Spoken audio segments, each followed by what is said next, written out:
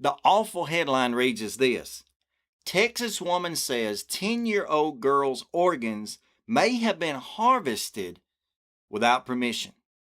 It's time again for another tremendously misleading headline. Hit the subscribe button and click the bell notification to become part of the Transplant Helper community.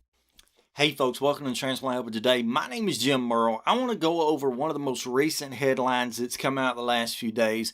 One of those headlines that once again, in a sense, is kind of causing a problem for organ donation. What I mean by that is because this story is being misunderstood, the headline is altogether misleading in my opinion. It's really causing some problems. But what I want to do with you right now is kind of share with you the video, let you kind of listen to it. I'll pause a couple of different times during the video, kind of commentate on it, and then we'll come back at the end and summarize this as best we can. So let's go check this video out right here.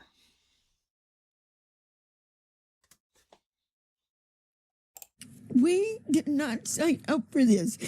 I knew she had to have an autopsy, but this is like remove her, remove this.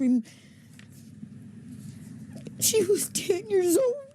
Rebecca Villarreal has questions. Preserve each lung. It's about what happened to her adopted granddaughter after she died.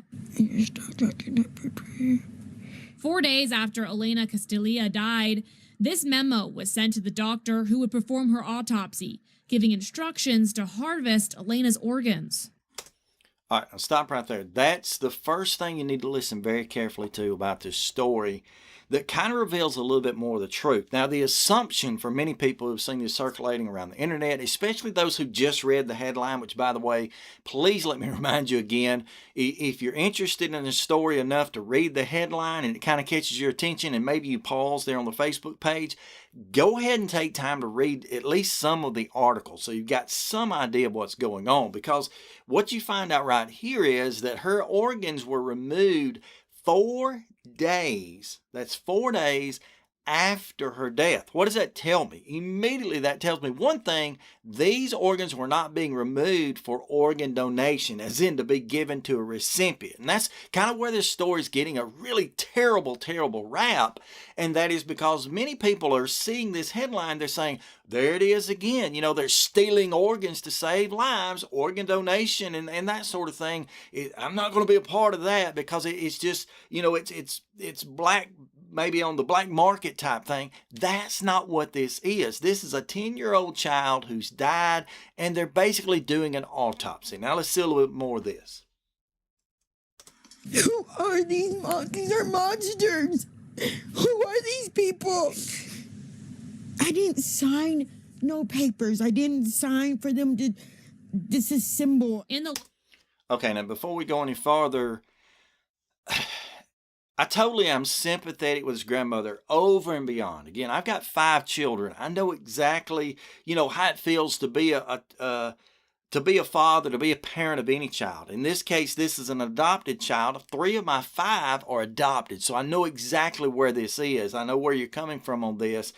But actually, she probably did sign a paper. If she signed a paper to do an autopsy, she in essence signed a paper to potentially remove these organs and even to preserve these organs. Now, is that always clear? Absolutely not. And I'm going to agree with the lady in just a moment who's kind of covering the story, the newscaster, whatever, the reporter, in that these doctors had some responsibility in letting her know what the procedure was going to be and letting her know what to expect. But right now, she probably did sign a paper, but it's like signing a paper to buy a house, or more especially to buy a car.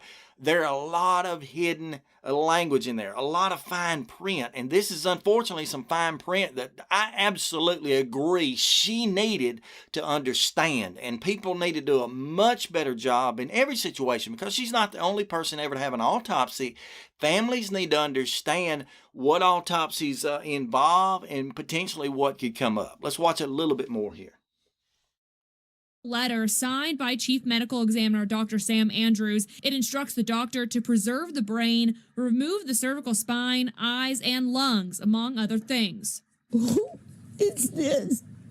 Because this is not all of my baby. Because what I'm reading here This is on my child right here.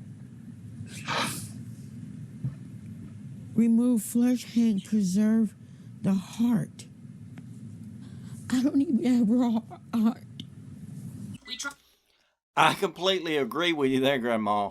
When our loved ones pass, especially in the traditional slash, I guess you would say American way, and I say American way because in other countries it's not always handled this way.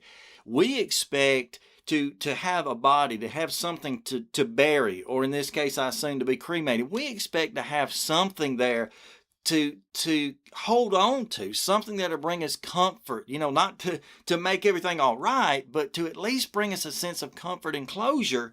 And by her not having what she would consider to be the whole body, like for example, she points out the heart's not even here, she doesn't feel like she has her grandchild, and that's totally unfair. Now, there's a reason behind this we're going to mention in a moment, but still, if this is not something you're expecting, then what do we expect other than this poor dear lady to be blindsided by this? Let's check out a little bit more.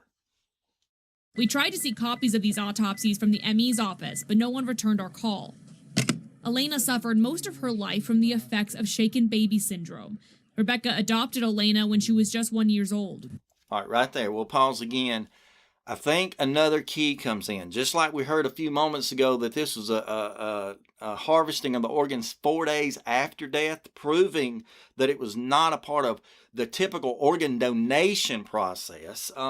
We just hear here that this child has suffered since infancy, or at least young childhood, from shaken baby syndrome. If you're not familiar with what that is, basically it's exactly what it sounds like. A baby, an infant, is shaken, doing terrible trauma to the brain and causing anything basically to happen. Many times it results in death. In this case, for this child, it resulted in severe brain injury. I hadn't pointed out yet, but if you'll see as it goes back off to the side here, this child has been living for 9 years, I guess, since she was a year old and been adopted by the grandmother. She's been living in 9 years in a hospital bed. So obviously she had some disabilities or some very, very difficult times. So again, my heart goes out to this little girl. And so what we're about to hear and what has probably taken place is unfortunate, especially for this poor grandmother.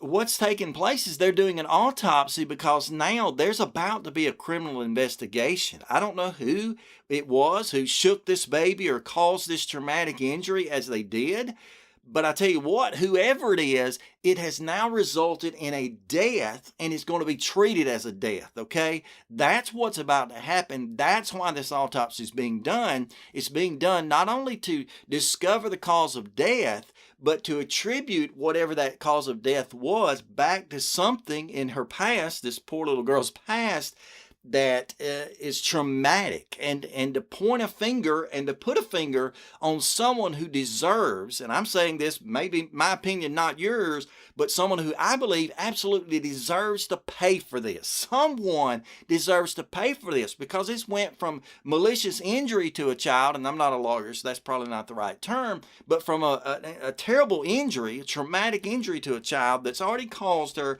to have a lot of suffering in her life, now to a death, which I call a murder. Not a lawyer, but I call it a murder, and someone needs to pay, and this autopsy is going to help to make that possible. Let's watch the rest of this. She was a fighter. She got that from Grandma. Rebecca said she was told because of the shaken baby syndrome, an autopsy needed to be done, but she never agreed to organs being harvested. They literally disassembled my child. She wasn't a manufactured home. She wasn't a toy. She wasn't a doll. She was a person. Absolutely right, Grandma. And I do believe this young girl, she got her fight in life from you, and I hope you fight. Now, I'm not saying that what has been done here is criminal in any way. Again, I honestly believe what's happening is it's already being discussed behind us. There's been an autopsy performed. The grandmother, apparently, someone signed off to do that autopsy. Now, they were not instructed or made to understand what that could entail, but it's just awful. It's a terrible situation. So my prayers go out to you and everybody involved. I think there's a little bit more left. It's unknown why Dr. Andrews and the pathology labs requested the organs to be taken out. Well, again, I'm afraid we know why. They were just doing an autopsy, and an autopsy does involve taking organs out many times, and especially if there's going to be a criminal investigation. You hate to think of it this way, but they're being kept for evidence. For evidence, okay? And if there's a criminal case here, and maybe there is, maybe there's not, against whomever it was who injured this child, that's what they're for.